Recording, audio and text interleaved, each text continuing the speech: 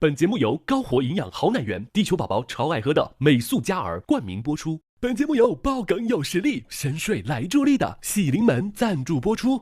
专注流感17年，累计守护亿万家庭。本节目由东阳光药特约播出。本节目由超丝滑的德芙赞助播出。本节目由31年销量领先、再创耐用新纪录的南孚电池赞助播出。本节目由高能守护笑字有光的高露洁赞助播出。本节目由控油不控评、爆梗不爆痘的福利方丝赞助播出。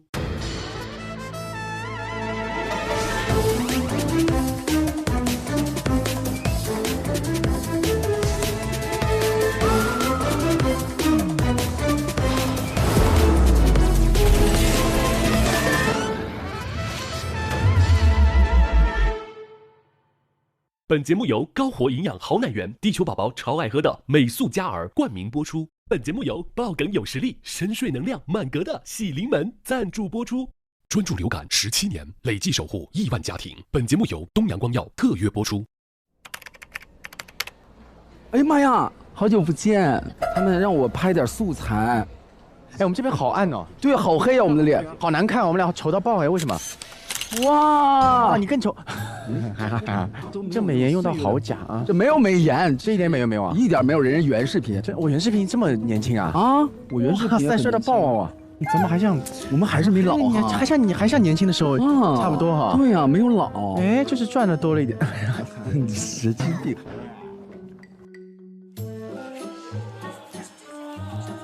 Hello， 好久不见了。你们俩也见过啊？当然来过火星啊。哎，下午到看看谁先开这个头，我是不敢开。他对我来说，他现在在屏幕里。对我也是有这种感觉。我说你不在草原上面那？哎，不是，我还在跟张学林老师聊天吗？不是前2天大概准备提案过程中有什么困难的地方？困难就是怎么还没有开始。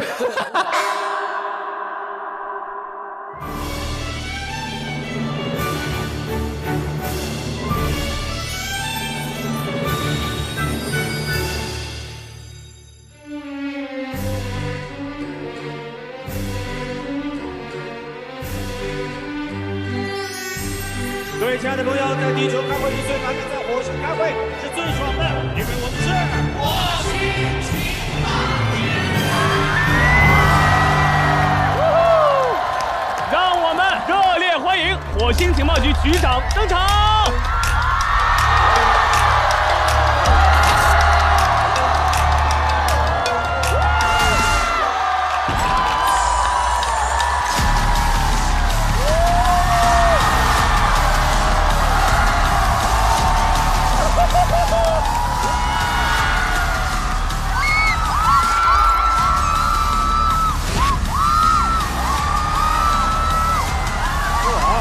战争出来了，战争房啊！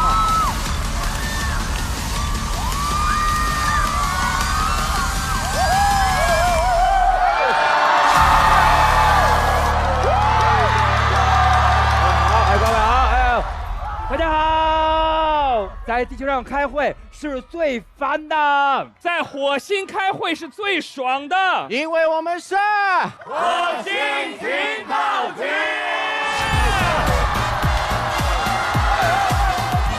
听不见！感谢地球友好单位优酷的大力支持了！哎，火星我们又回来了，同学们！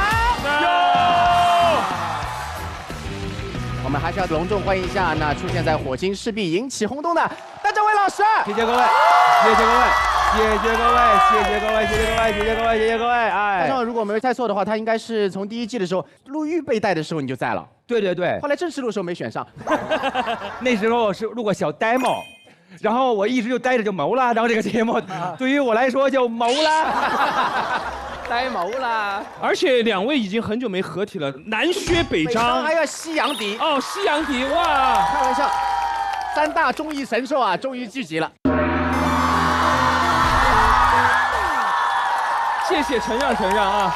哇，杨迪，你是副局长了？对呀，我意思是你是健忘了吗？我们俩已经是副局长了。是，我不是一直都是副局长了吗？2季了。但还一个呢，我也是副局长啊。你也是副局长？对，那您当然是。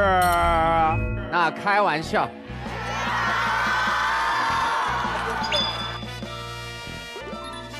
我当然也是副局长啦，哈哈，同学们啊，不是，我一直觉得你应该当局长了，该到你了呀。为什么？你是心里话吗？不是，但我觉得该到你当局长。真的吗？这么多季了。哎呀，你岁数都到了，我马上要领退休证了，是不是？我们还是把这个局长这个位置还是留给汪涵老师，那必须得是韩哥就是咱们的局长。我们一直等他归来。是。哎呀，其实你看，我们这里还有一位副局长。啊，对。维维了，哎呀！我是最亲民的局长，我要离大家更近。所以今天我们都是副局长。好。哎，身份的事情我们先说清楚了，对不对？对啊！我一直非常好奇，你们看一下，刘副局长旁边还有个空位置。接下来呢，我身边坐谁呢，都是我来挑。如果你们想让谁来，都可以在我的那个视频下面留言。哎呀，太棒了！所以我们今天既然剩一个座儿，那我们就有请黄圣依。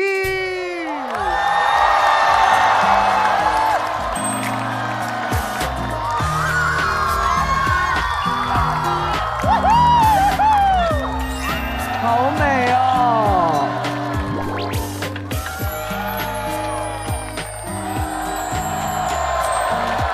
公主驾到！我见面了，欢迎圣依姐。哎，那么近，那么美。火星的朋友大家好，我是黄圣依。哎，老朋友了，哎呀，老朋友了，老朋友。终于有女孩了。是，各位特工啊，因为哇，你们话好密，我都听不见谁在说话了。啊，是我，现在是我在啊，放。现在是杨迪在说。您觉得你有什么能力在我们火星？我觉得是忍术啊。忍术。刚刚说了，因为你们这么多人在说话，我都听不见了，然后我要平静下来才能够。很吵哈。对，特别稳定，处稳。谢谢您啊！谢谢我。让我们整个这个特别炸的气氛，能够中间有一些中和的地方，多好啊！好，那咱们来介绍一下咱们的特工朋友们吧，来吧。首先要介绍这一位，我们短视频赛道的王者，一个人带火全家的张彩玲女士。大家好，我是彩玲，我是一个短视频创作者。火星情报局听说这个现在长视频都需要短视频来带。哇，好嚣张啊！啊，对，我来这一次，导演组说也不用说什么有什么别的任务，就是说在这个娱乐圈呢，主要带一带老薛啊，带一带小张、小杨。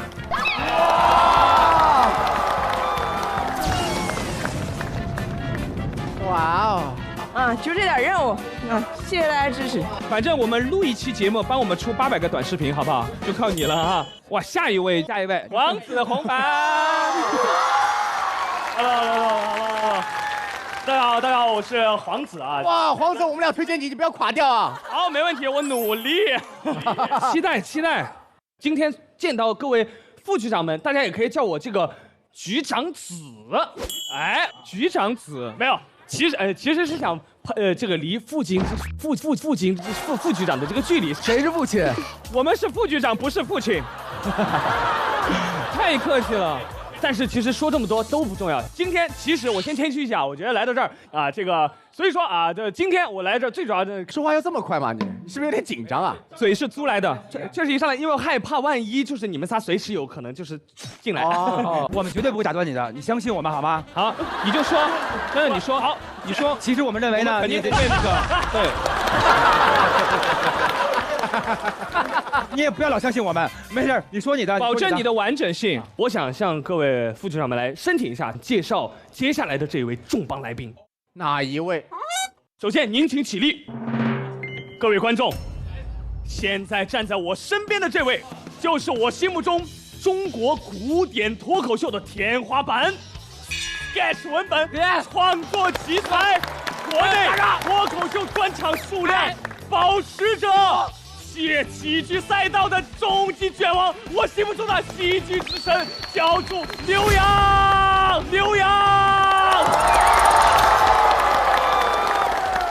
哇哦！我有一个问题，什么是古典脱口秀？我也没听说过，我们都不懂。我们5个从事的是什么行业？没有形容他的年纪，不是这个意思，不是。从今天开始，黄子弘凡就是我的义父，义父，以后心里委屈了找我跟你说专场。大家看黄圣依老师的这个表情，他皱着眉头，什么破玩意儿？这什么呀？这么近着看小品啊？黄圣依老师这个表情，我在屏幕里似曾相识，对吧？这是我上次那3块钱买的，里边有这表情，这是，经常有这表情。虽然，但是我觉得教主呢才得了第5名。说实话，这个名次我不认，大家认不认？我认。我不服啊！大家好，我是服了的喜剧演员刘洋教主啊，谢谢大家。然后主要是那边每一个名次都比我高。今天要以1挑5。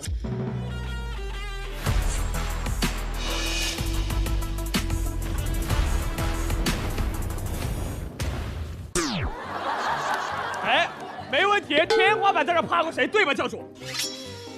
咱们提案吧，要不然继续介绍吧。来，大老师来介绍介绍，好不好？那么下面这一位，他要是说他是脱口秀的第1，别人都会说你疯了，知道没有？但是他确实夺过我们的初代大王，就是我们的庞博。谢谢大家，谢谢大家，谢谢大家。喂，你这套衣服穿的我们都散光了，我跟你讲。哇，好闪，好闪，好闪！你不出来跳舞，我都觉得可惜哦，我天哪！我这衣服真的穿的好累，我这衣服重达15斤，哇！那么庞博今天之所以能来呢，是因为咱们优酷啊对庞博之前的呼吁做出了回应，那要把2个脱口秀的节目的朋友们汇在一起聚一聚。你干脆就每周2边各选出来一个最厉害的。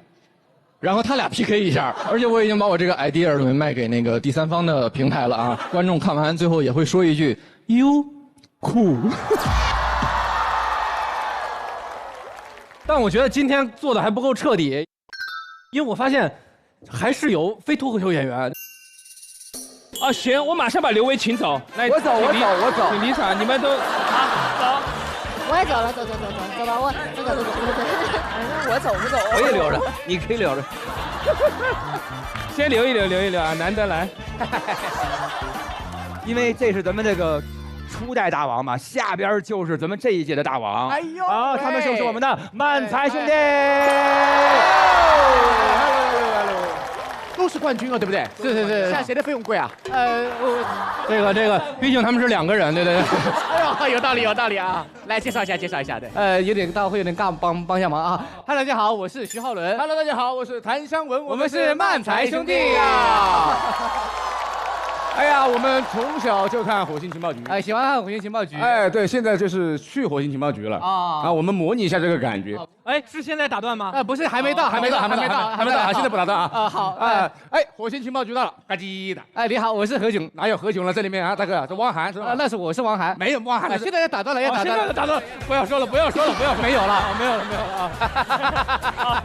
啊！哇，好敷衍一个事情。哎呀，那么下一位呢，想跟各位介绍一下，在我心目中，每次看他演出的时候，我都会笑到自个儿抓头发，他简直太搞笑了。他就是我们的毛豆。大家好，我是毛豆。感谢大家，我也是脱口秀厂牌的一员。其实，在搞笑这方面，我也是不能跟对面的特工比，尤其是对面的教主老师，我毕竟也只是第3名，2次。他才第3，他才第3。下一位是我们的哈哈曹。对啊，我是哈哈曹，我是那个滇军，我是第4名。哎呦，他才第4名。哎呦。好的，全员到位了。那当然了，火星情报局呢，本期的会议呢规则呢有一些的变化。首先呢，我们推出的新的特工，每一位特工都要有一个提案的，要有梗，又要好玩，还要有意义了。观众投票选出我们最后的王牌特工。虽然最终的决定呢，王牌特工呢是观众投票，但是我们3位副局长也有一个特殊的方式呢，可以表示我们的认可。来，把它拿出来。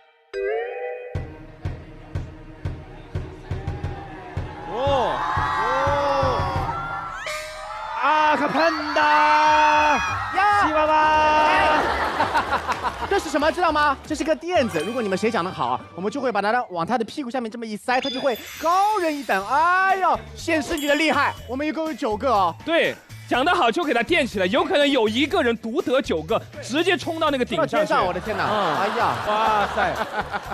哎，除了这个还有一个什么的？是的，哎，因为大家呢都会担心，有时候自个儿说的万一垮了，万一说的大家不喜欢怎么办？没有关系，咱们给别人台阶下。您看，我们准备了一个台阶，哎，这么一个台阶。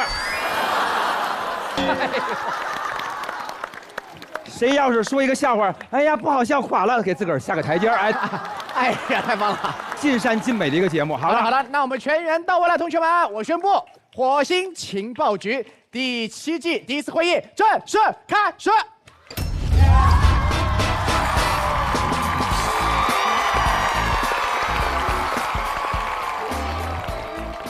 因为你是刚刚进来的副局长，我刚刚进来，对啊。你觉得应该让谁作为我们今天第一个提案？因为台下的每一位都要提案的，今天。是的，你看那一位已经开始耍孤独了，不知道他为什么，全场的灯光都想照耀他。谁啊？他就是我们最闪耀的黄圣依，旁边的刘伟。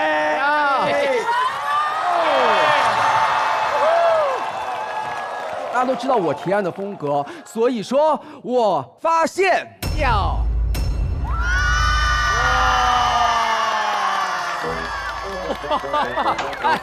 太浮夸了吧！我天，演唱会的观众真的非常累。为啥呀？我相信大家应该都去看过演唱会吧。以前在看演唱会的时候，其实主要就是戴着耳朵，但是现在我们看演唱会不只要戴耳朵了，是不是？也要带妆啊！哎，有道理，对不对？出门得美美的啊！对，因为说实话，现在作为观众其实不容易，因为经常一个不小心，那个 concert 的那个镜头啊，就会 take 到你。concert。就是一个不小心 take 到你的时候，其实又惊喜，但是心里又慌。而且现在镜头经常 take 到很多人的时候，大家都做足了准备，比如说有求婚的，有求吻的。但是呢，其实演唱会现在还有一个很重要的环节，就是演唱会的歌手都会请朋友来，对不对？所以说中间会有个环节，大家应该也都看过吧？对。然后其实在座的包括大老师啊、老薛的演唱会我都看过，啊，杨迪因为没有演唱会。但是我经常去看，然后互动。比如说薛之谦的演唱会一直 Q 我们那个北京摊，我都搓到地上去了。我看了很多人演唱会，但是让我记忆犹新的其实是去邓紫棋的演唱会。当时去邓紫棋，我是跟沈梦辰一起去的，然后沈梦辰带着他的那个同事尖尖是崔健的朋友，尖啊。当时邓紫棋的演唱会呢，下着大雨，沈梦辰真的很厉害呀。因为那天下暴雨，他带着雨衣。哦。但是你知道吗？那是磅礴大雨哦。庞博来了，庞博你干嘛？什么玩意儿啊？你好。你好，我是大鱼。刚刚这个握手是为什么？好奇怪，Q 到您了啊！然后马上就要到了 Q 环节了，因为那个邓紫棋已经换上婚纱了。然后我这个时候我就看到沈梦辰突然间就是不听歌了，顿时间就拿出了粉，完全不听邓紫棋在唱什么歌这样。啊。在雨里头补妆啊，而且还在下雨啊！我这补出来的都是泥哇！没有，弄完以后直接兵马俑。对，因为水泥加水泥。沈梦辰一边补还过来跟我说：“维维，我可以吗？维维。”那一段基本没有听邓紫棋唱歌，然后终于到了邓紫棋 Q 了，突然 Q 到了沈梦辰，然后沈梦辰说：“大家好，我是梦辰。”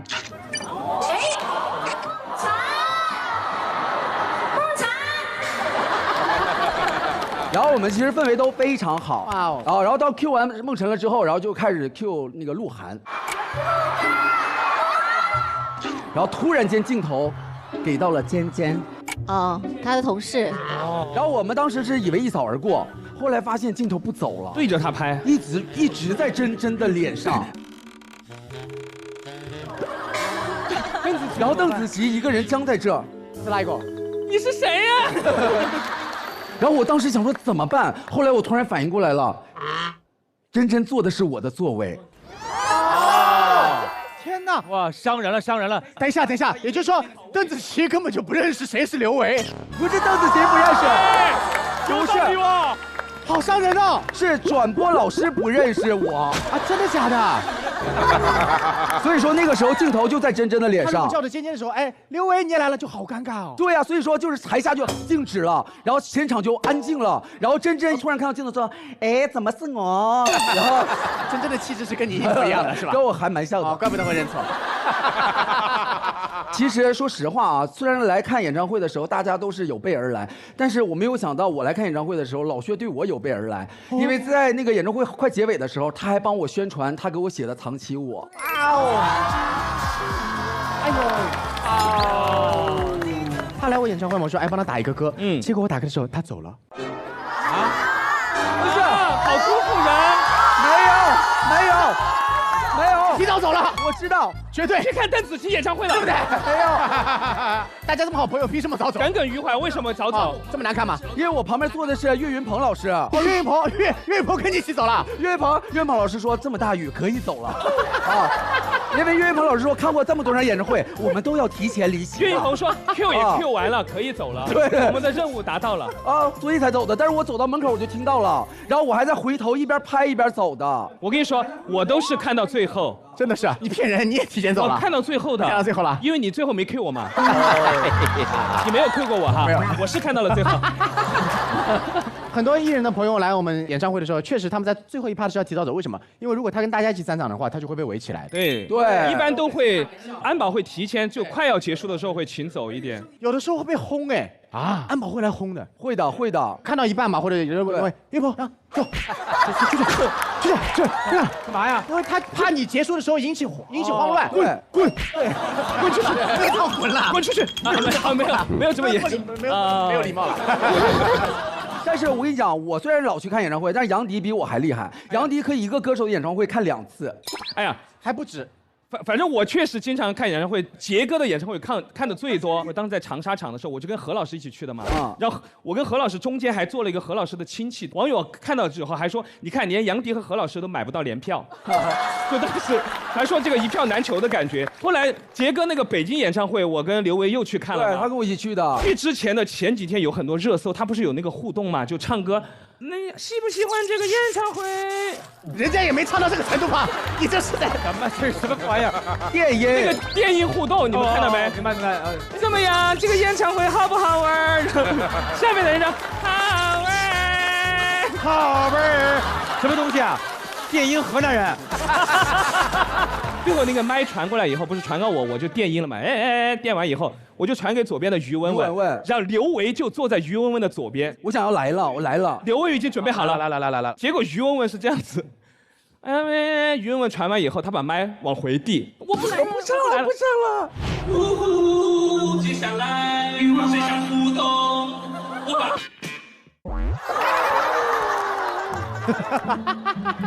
刘维，你当时心里想的是什么？想打他。没有。当时是确实是内心有点失望，但是后来想想也行了，躲过一劫。然后整个互动我电到了，他没电到，就是这么个事儿。是的啊，讲完了。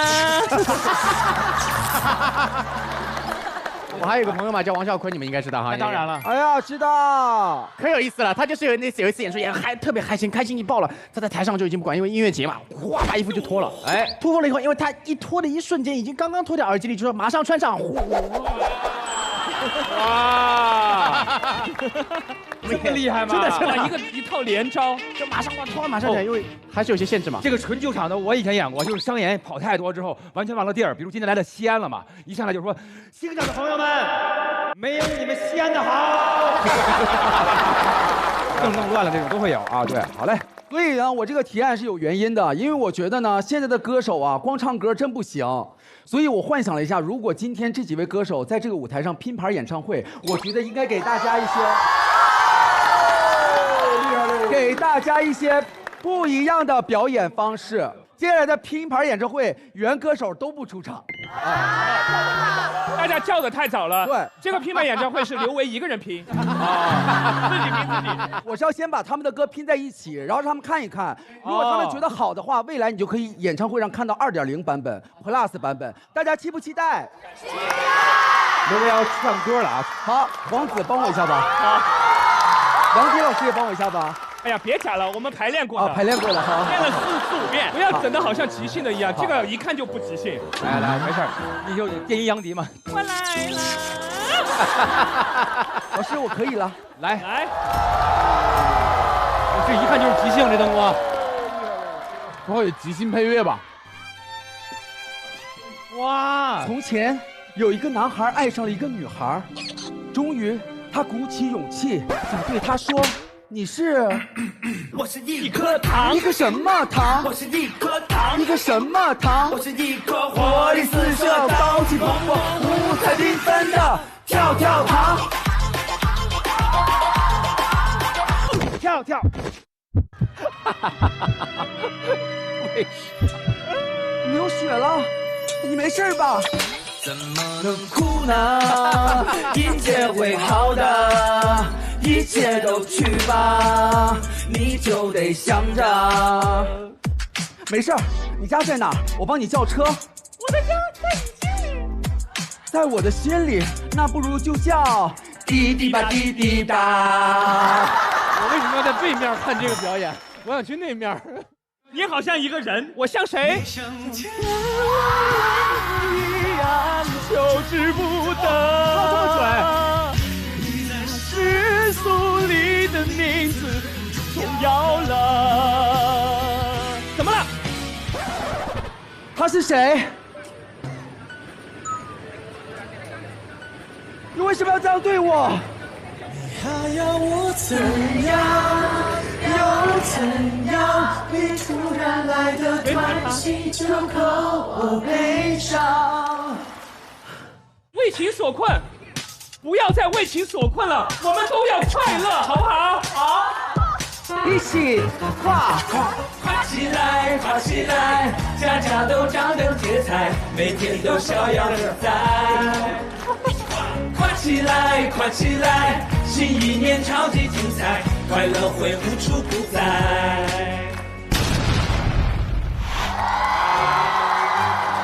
掌声！刚才这个演出的名字叫做什么？多重人格障碍，是不是？我好伤心啊！这么多环节，竟然你们不找我排练呢？啊，没有找你是不是？原唱我们都没有找，好过分哦！我觉得为了这个秀，我得先给刘伟一个哦，添一个。刘伟，你加上一个，刘伟很用心哦。你的开场秀剪这个伴奏都要剪1天哦。来，就是这个，来，哎呀，来垫一个。我也可以游泳吗？好走，给大家打个样嘛，对不对？对，我想看到你这么演，后面的人怎么演？比如说黄圣依该怎么办？他不在乎，我在乎。这个炸了根本接不住。微微给今天的所有的新人呢开了个好头啊！那么下一个提案来自教主，是不是？来，教主天，哎，好，大家好。是这样的，各位，因为我第一次来火星情报局，所以我希望大家能不能多给一些鼓励，好不好？给一些鼓励，好吧？可以吧？天花板，可以啊。天花板，我可以拜托现场的观众，一会儿我讲的每一句几乎都要笑，好不好？每一句吗？好，谢谢，好 ，OK。然后咱们最好第一，就别了，真的很认真，很认真。这句先不用，这句先不用。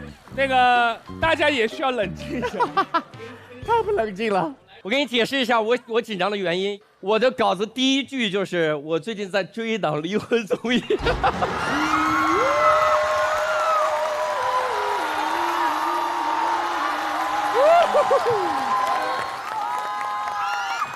没事。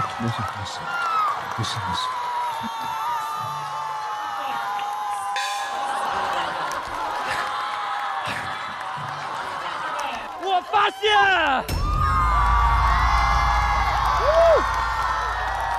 我发现结婚其实也需要冷静些。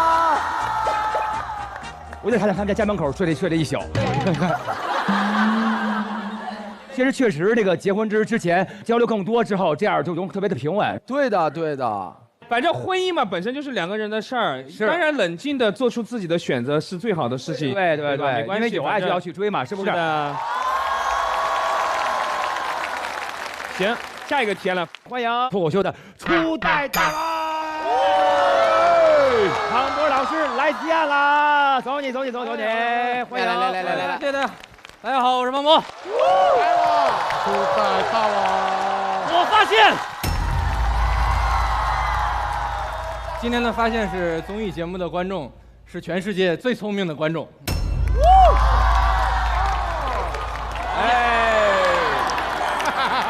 我这么说也不是为了讨好现场的各位啊，是我真实的感受，因为大家已经看了太多年各种各样的综艺节目了，对于节目组啊这些手段啊套路啊都太了解了。手段还有手段，你只要一个人出现在镜头前，大家一眼就会看穿这个人，比如看穿呐。对啊，看到现在你就应该知道我的第一句话就是在讨好观众。人类就是喜欢看那个真实的东西，喜欢看那种下意识的反应，因为这个真实的东西才决定了我们是人类嘛，才不是什么没有感情的神仙或者什么动物之类的。对，你想现在大家都喜欢刷那个短视频，对不对？我特别喜欢的一类节目，也有好多朋友特别喜欢，就是那个中老年朋友的相亲节目。对。它其实本来也是电视节目，但做成短视频，我特别喜欢看，因为特别真实，就是一个大爷站在那儿，然后大妈出场就问你退休金多少？你找我是不是为了找个人伺候你是吧？你岁数比我大10岁，你这个身体还行不行了？啊，很热。年轻人谈恋爱流行那个推拉呀、拉扯，没有欲擒故纵啊。对，老年人就直接抱身。我觉得就是年轻人的恋综里面。很少出现这种真实而直接的问题，所以我就在看那些年轻人的恋综，为什么这么多年这么多恋综没有人一个嘉宾敢问出一些真实的问题，是吧？你就问他，咱俩是不是就是商业 CP？ 你那个本来的对象介不介意你跟我炒 CP？ 哇，听懂了哇，还好啊。咱们这个 CP 没有红利了之后，能不能及时分手，然后就别动真感情，是吧？这多好看！我建议大家就出这样一款恋综，名字我也想好了，就叫《中国合伙人》，是吧？我最近最喜欢的恋综，跟大家是一样的。我现在每周最重要的事情，就是看他。我看这档节目，甚至有一套固定的流程，因为我不知道为什么所有恋综都是周4和周5更新，所以我要提前3天开始吃轻食，吃减脂餐，把我自己整个的状态搞得非常厌世。因为我看节目那天晚上要点一堆垃圾食品。看节目之前，我下午还要提前去适当的运动，把我那些什么多巴胺啊、内啡肽啊、什么皮质醇调节到一个最高的快乐水平，然后我打开那档节目，然后把我气个半死。前几天甚至我还发了一个微博问的，非常开心，不知道为什么他们真的让我充钱。我实话实说，我特别想去他的观察室，你在观察室一定会比普通观众看到更多的内容，哇！我一想就好刺激，因为就像我们刚刚说的，人就是喜欢看真实的部分。你想我们平时看节目是什么样的？看的贼细，拿个显微镜在那儿一直暂停，一直暂停，一帧一帧在那儿分析，从那个各种马赛克的形状里分析它到底挡住了什么。有共鸣，有生活。但是观察室里看的几乎是没有马赛克的版本，哇，特别好。它有一点。他在每年这个节目正在播出的时候，都会成为朋友圈里地位最高的人。你出去吃饭，桌上的鱼头永远都对着你，因为不管本来聊天的焦点是什么，大家在聊什么话题，你只需要抠着手在那说一句：“哎呀，就那个谁在节目里，哎呀。”然后所有人都会安静下来，然后你低头，你前面的杯子已经有人给你倒满可乐了。所以我今天非常羡慕的一个人是武艺啊，对，因为武艺，我们夏天的时候还有迪哥，我们一起在录另外一档节目，然后大家就在闲聊说，那个录完这个节目之后，咱们去干嘛呀？有什么其他的工作安排啊？互相可以联系一下。他说啊，我可能要去录一个节目啊，那档节目，我可能要去录一个观察室，我当时就好羡慕，我说为什么他可以去，他好像还没有结婚，对不对？我记得5亿没有结婚，对啊，他怎么会去？然后我就非常羡慕，然后我就看节目，看完之后我就明白了，哦，原来他的朋友在这个真人秀的录制里面。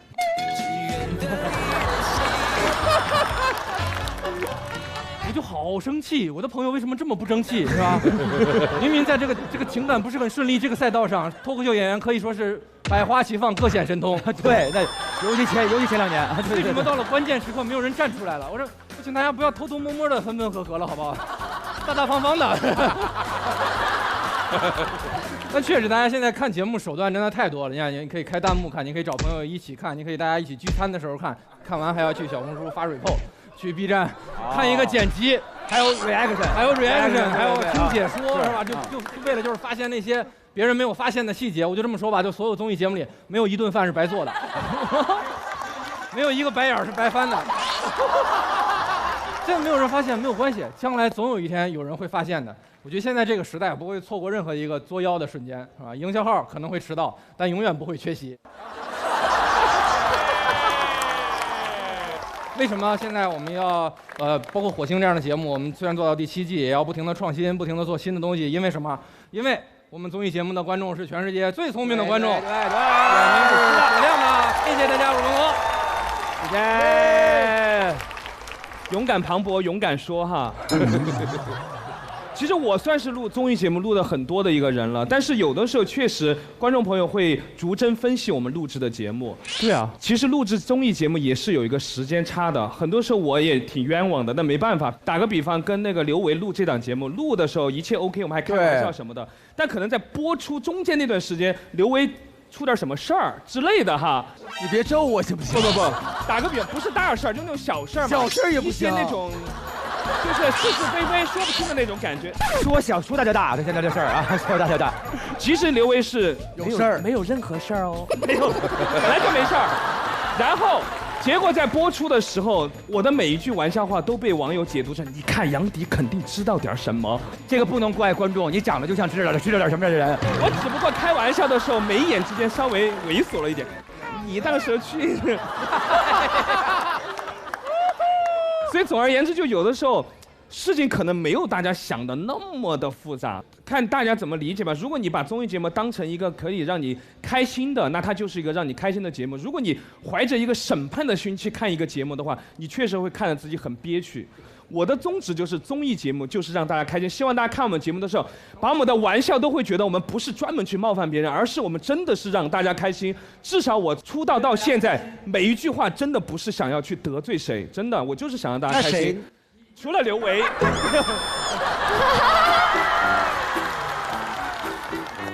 好难解释，总而言之就是我真的没那个意思啊，大不了你们要骂我，我那几天不上网。好，就说到这了。杨迪有很多高情商化解的时候，真的，对不对？还有什么高情商？黄子高情商来。哎呀，我还好了，太高情商了。没有，对，黄子高情商。没有。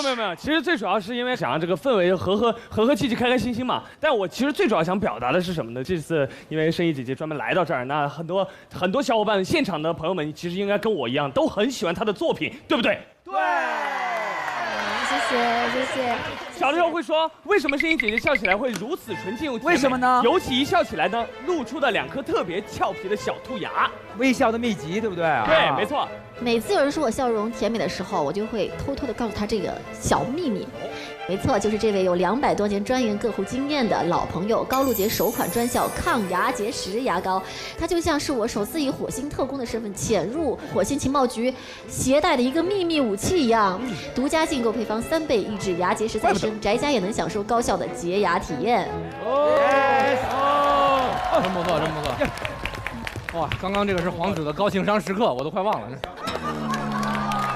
问一下刘维好了，综艺节目录了多年，观众是不是越来越有自己的审美了？你觉得？对啊，我爱看恋综。又说回来了。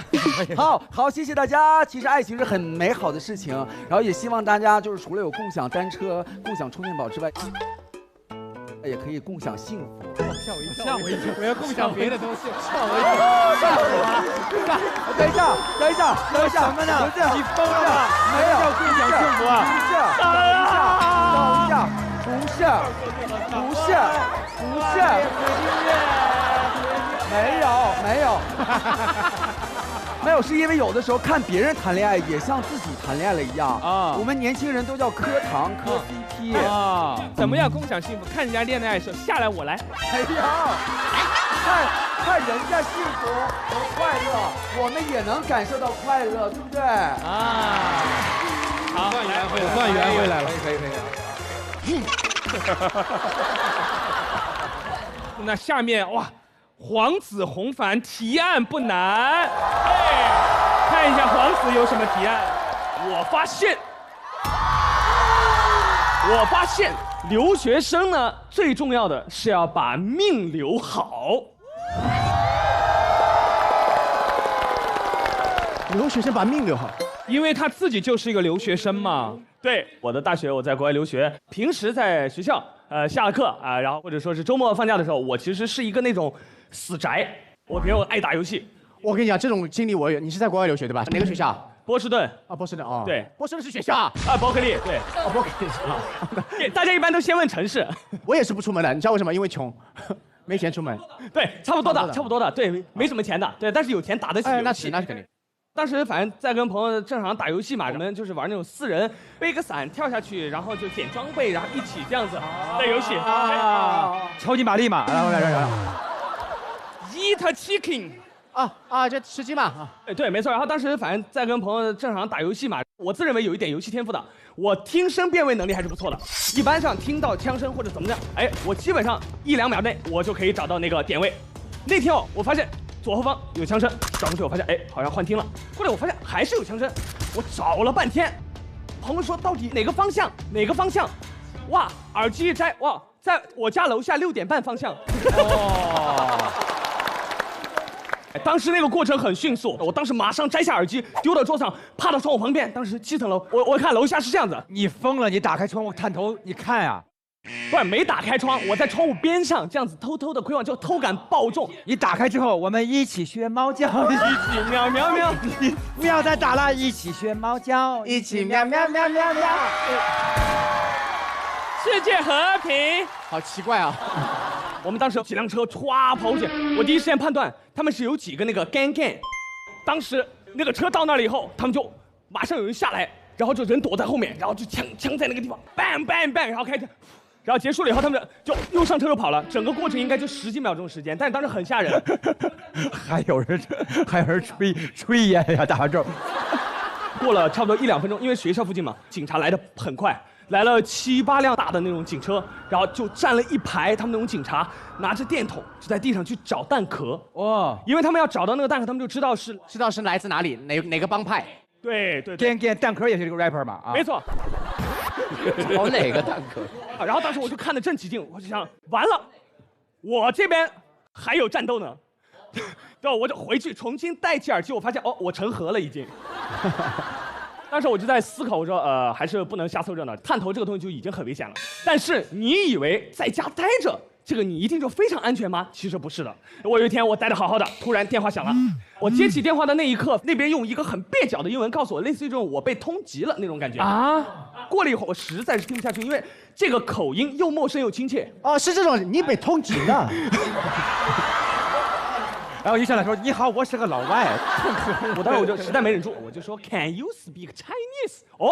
真可以我。然后完了，他就开始说，我看你细不细啊？你细不细？你有诈骗、洗钱啊？他自己把诈骗2个字说出来了。现在我说听了好多罪名，好多里面你选一个你犯的罪。然后他最后要跟我核实姓名，因为他就有我的姓名啊。在国外的话，姓跟名字倒过来的，我叫黄子弘凡，倒过来叫子弘凡黄嘛，其实很难念的。对，然后他说你信不信？几逢还房。特别像过年话，祝你几逢还房。几番很呸。你是不是鸡？就是你鸡！好辛苦啊！马上就读出来了，再等我2个小时。你这个名真的费人中啊，然后一直要这样哈。真的，我就觉得说我的这个名字，哎呀，起得真好，就可以第一时间把这个骗子就可以给他筛选。你没有这个能力，你就不要来骗我。然后当时收获了这么多的一些经历经验之后，基本上啊在家待着很安全。那这个时候呢，有一天晚上我还是太饿了，没忍住，然后去学校便利店，他去便利店。学校对面便利店，我说买点东西吃。然后那天就人比较少，因为天气比较冷。突然我看到一个身影从那个门外晃晃悠悠这样走进来。丧尸？什么丧尸啊？又变电影科幻片？是一个喝多了的那种流浪汉啊。那到这儿确实，我想情景还原一下。我发现在座的其实哈哈草很会模仿，所以说这位流浪汉老外帮我模仿一下吧。因为哈哈草会那干干的那一套。好，来，感受一下来。OK， 然后当时，我要 check this，give me some，give me some。他就这样子停留在我面前，我大概懂了。他过来找我要钱了啊，找要钱。那我寻思要钱，我身上没什么钱，我要有钱的话我就不会在家死宅。那我呢没什么有价值的东西可以给到，但我觉得我可以给情绪价值。哇，man，哥们儿也是搞音乐的，多少来说给你 freestyle 来点中文的，咱们最霸气的那种。当时我一上头，我就想到一个最狠的、最有杀伤力的，哟，你的头像皮球，一脚踢到百货大楼。看，大家都会。说完以后，我看着他，他还是这样看着我。我说实话，确实有点害怕了那会儿。哇塞，你当时说的就是这一段啊？就是这一段。Yes， 整个不是论传开了，这边来了一傻子，就是说这边来了一个外国傻子，哎，那你这是像皮球，因为他也听不懂嘛。我觉得给他进行一个文化输出嘛。然后完了以后，我寻思他还这样，我有点害怕了。我觉得算了，我就忍痛从兜里还是掏了10美金给到他了。然后我给到他以后，哇，突然他对我说：“谢谢。” 011，谢谢011，10块钱。后面那个Z红绝对是杜撰的，绝对是杜撰的。总而言之呢，我经历了所有的一切，我就觉得说，在国外肯定是没有在国内安全的嘛。那我觉得遇事要冷静，咱们保命要紧，把命留好，活好每一天最重要。耶，谢谢。哎，我但是听到这个 Give Me Some， 我就随便插一个啊。那个小苏，你们知道我经纪人是啊，他非常爱炫富。然后他有一天就在那个美国的路上，然后看到了一个黑人，然后黑人就说 ，Wow, your jacket is so cool。然后他就看人说 LV。他觉得外国人好懂他，然后人家说 What about your？ 还没能说呢，说 Givenchy。今天好招摇啊！真的，他真的很招摇。然后那个黑人马上说 ，Give me some， 他马上就吓死了，然后他就把钱给了。我想到那个沙溢哥那个时候出国嘛，在巴黎的时候，他不是英文也不太好嘛，然后到那种餐厅里面就点了一份薯条，然后就没有上番茄酱，就好想点番茄酱，怎么说番茄酱的英文太难了。沙溢哥就说没事我来 ，taxi。酱都没有，不吃了，啥玩意儿酱没酱，走了。Hello，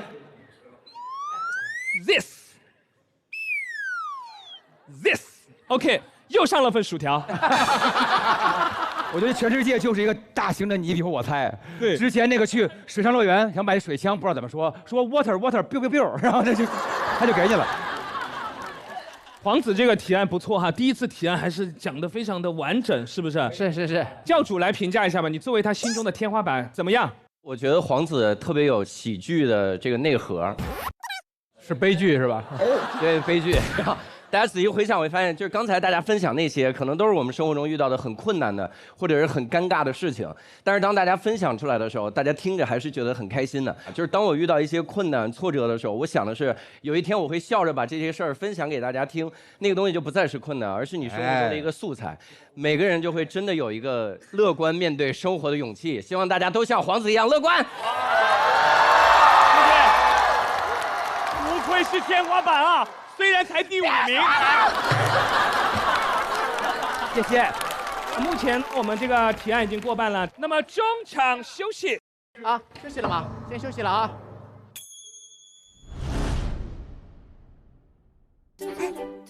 您当心，让我来。您先吃块德芙，坐等享福吧。新年有德芙，一块传福气，福气相传，年年得福。本节目由高活营养好奶源、地球宝宝超爱喝的美素佳儿冠名播出。本节目由爆梗有实力、深睡能量满格的喜临门赞助播出。专注流感17年，累计守护亿万家庭。本节目由东阳光药特约播出。本节目由超丝滑的德芙赞助播出。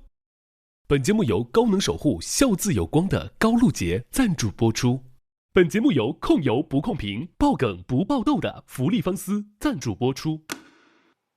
上半场教主讲的特别好，它是一个天花板级别的无声默剧。哎，我最有共鸣的还是维维的那个。我有一次去听五月天的演唱会，旁边的人就是一直在喊陈小华，加油，加油！我说陈小华，你要听到了，你大一点声，你欠多少钱？追债追这样的。皇子在国外的那个，确实是，当时我也因为治安问题很害怕，然后我的名他们也读不了，我张肖曼他们也读不了，就当时还挺有那个共鸣的。